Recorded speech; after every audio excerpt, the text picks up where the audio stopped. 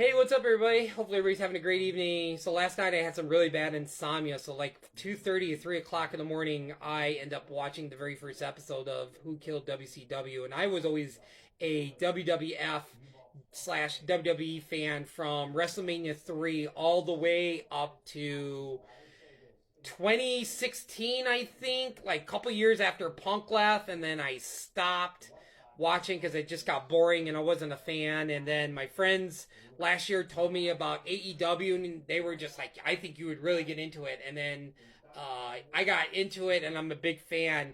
But going way back to the past, I mean, the whole WCW, WWF, WWE days was just crazy amazing. I mean, the WWE, when, you had Stone Cold versus The Rock versus Vince, the Ministry of Darkness, DX, you had Cactus Jack, Dude Love, Mankind, you had Chainsaw Charlie, you had all that stuff, Nation of Domination. I mean, the story, the writing was just fantastic, but I always turned into Nitro every Monday night after Raw went off the air to see what Nitro was doing, what WCW would be doing. And I remember getting two of the pay-per-views, and I don't remember what the main event was, but I faintly remember one of the matches. I think The Wall was in a ladder match with like 4 or 5 other wrestlers, but I just know they were just bad.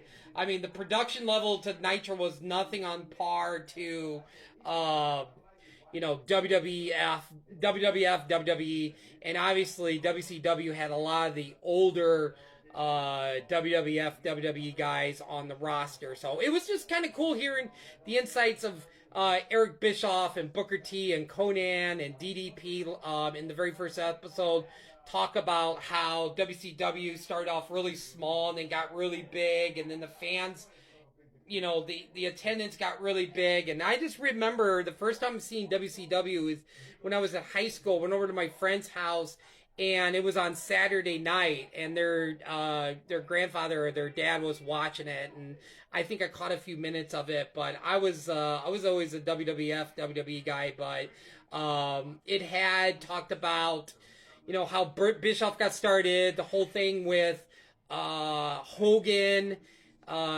joining the NWO, and Sting's gimmick of the Crow, and when Razor Ramon and Diesel came over to WCW, I just was like, oh my god, no way. And then like Hogan turning heel was the first time. I mean, that storyline was huge. I think that was like one of the biggest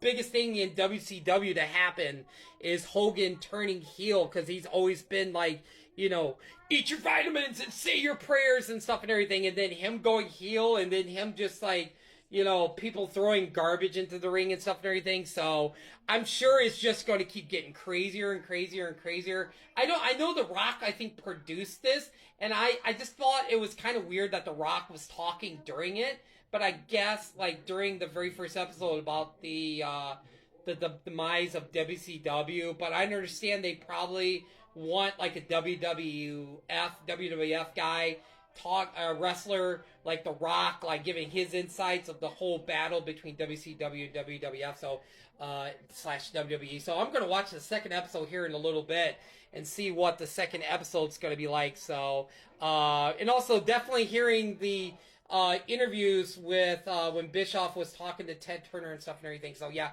it's on Vice, it's on YouTube.